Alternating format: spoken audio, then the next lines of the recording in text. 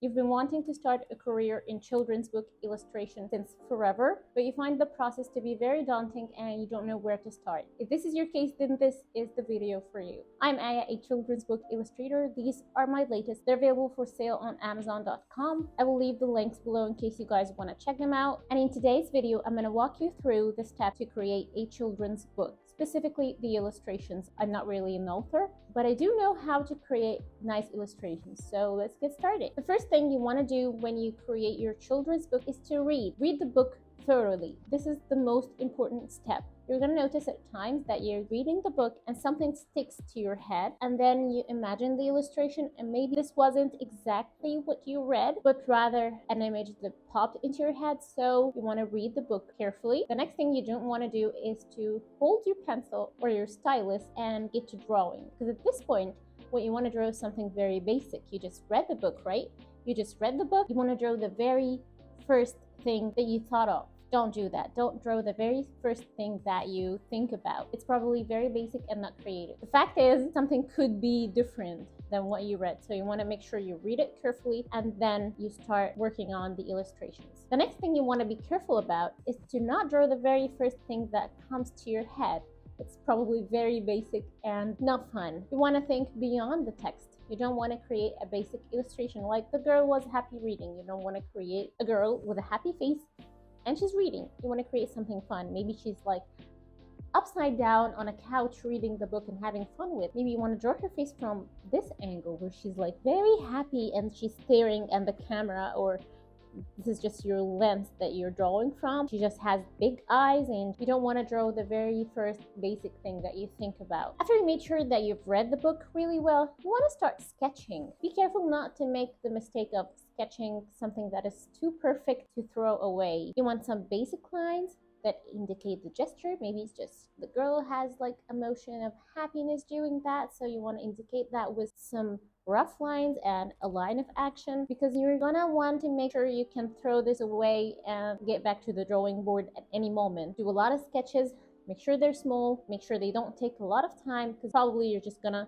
not use them. So you also want to start with thumbnails, which are basically illustrations that are this big, you know, like the YouTube thumbnails, very small, because if you cannot draw something this small, you probably cannot draw something this big. So you want to make sure that your small illustrations have every element that you want to express. Like they have a girl, they have a background, they tell the story. Make sure the composition is right, like a foreground and a background. You want to make sure everything is good in this small thumbnail, because it's gonna save you a lot of time. And I've skipped doing thumbnails a lot of times and it wasn't fun. I had to really take my time and start mapping out where everything will go after I color my illustration, which is really horrible.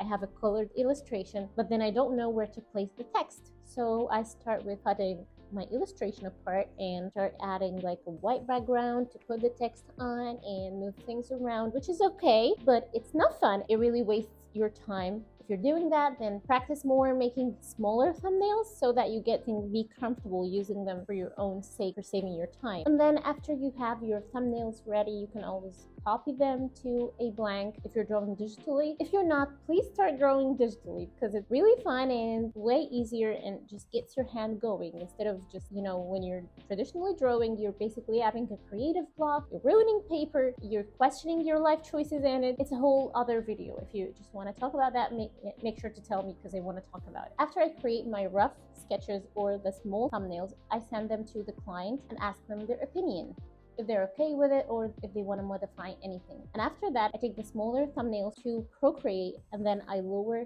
the sketch opacity, and then I start adding another refined sketch on top. This is the fun part with digital drawing. You can always add layers, you know, like lower the opacity, draw on top of it, then lower the opacity, draw a finer version of it, and then everything is way easier. At this point, I usually do about 3 sketches, and then after that, I can do my refined line art if I do create line art, or if I don't, I just color and I don't do line art, which is most probable for my style. I don't do line art. One thing I would recommend that you don't do after doing like 1 or 2 rough sketches, I get tempted to start the coloring process. This takes me a huge amount of time to perfect a colored illustration versus to perfect a sketch then start to color it. I would recommend, after trying lots of things, that you do create a very refined sketch before you color, because I would start coloring and my sketch is not perfect, the hand positions are not good, and the face isn't looking right, and I would say I would fix it as I go, and it really takes way longer to fix it after the coloring, because then you have to fix the shadows of the face, and then you have to fix everything.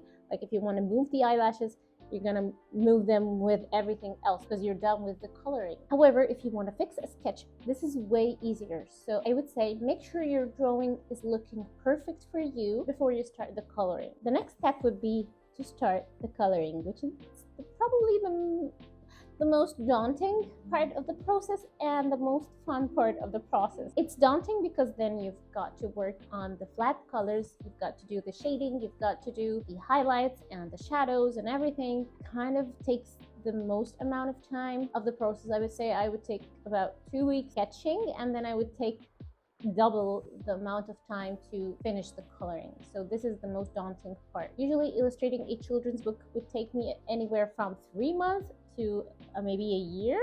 This is not perfect. If I would say a perfect timeline, I would say 3 to 4 months, but this isn't really the case since I have a toddler, so it takes me longer because my personal life just happens in between. Now with the coloring, you want to make sure that you do have a consistent style just to be known for it, and so that authors know what to expect from you. Like if you are experimenting with lots of styles and maybe they saw an illustration of yours on Instagram and they want the same style, and then you're thinking maybe I should experiment and I should do different style, then you want to make sure you and the author are on the same page. I usually do about 2 different styles. They're very close, but they're different. Each one of these are different styles. One of them is more of a 3D looking illustration, and the other is more of a watercolor illustration, just because these are my 2 favorite styles. And also I feel like, just like any other product, art styles come and go, and some of them are just more trendy than the others, and I just want to keep up with that. I want to make sure that my art kind of sells, so this is something I keep in mind. I know that people love watercolors, and I do too. I know that some people also love 3D,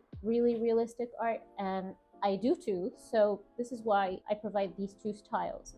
And I usually talk more with my client to figure out what they want. Maybe they want some sketchy looking illustrations, which I don't really do, but I will be happy to experiment with if this is something that they know and accept. So I will ask them, this is not usually something that I create, would you like me to experiment with it? And usually if they like my art, if they would say yes, and I have such a fun time, and you know, it helps me come a step closer towards establishing my own art style. I don't really like the phrase of finding your art style. I usually like to say establishing my own art style, because it's something that you create and do. It's not something that you actually fall into. And then after I do create the flat colors, which is the drawing with flat colors drawn on top of it, just no shading, no highlighting whatsoever, I would share it with the client and ask them what they think about the color palette, and if they like it, maybe they like to change up the skin tones a bit. And the next step would be to add the shading and highlighting and lights and finishing up the illustration. And here comes the last step, which is the book formatting and editing. Lots of artists don't really like doing the formatting part, which is usually like the graphic design part. They don't like to put the illustrations together, add the text and stuff like that, and they usually do only the illustrations, and then the author would hire a graphic designer who would just, you know, gather everything together into a PDF, which is later printed into a book. That is totally fine. However, I like to do my own formatting. Number 1, because I charge for it, and number 2, because I know where to place everything. I know what the book will look like in my head, and I know which font I want to use. I know where the text should go, and I usually don't just add the text in random places. Maybe I would like to put the text in interesting places and in interesting ways, so I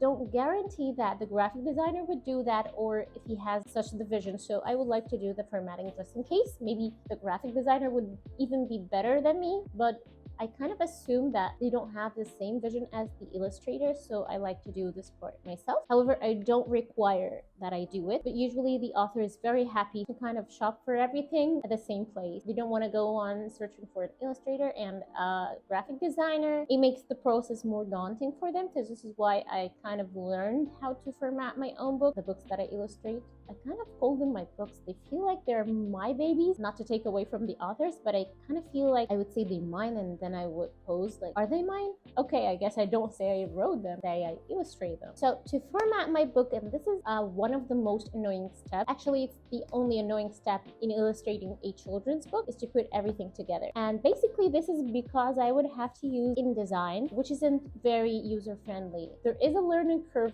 to it. However, it really isn't user-friendly. And maybe this is because I don't really use any other Adobe programs like Photoshop. I tend to use Procreate, which is, in my opinion, way easier. So yeah, I tried using Pages on the iPad and on the MacBook, and it really ended up being way worse than InDesign. Some people also use Canva, because I heard the color profile in Canva are usually RGB, which will end up changing my illustration colors when printed. So I kind of go the safe route and use InDesign anyway. And then I would fill in the dimensions of the book, which I pretty much look up every time from the KDP website. If you want a tutorial on InDesign and how I use it, just let me know in the comments, and I will probably create a tutorial on how to format a children's book on InDesign. And that's it for my children's book illustration process.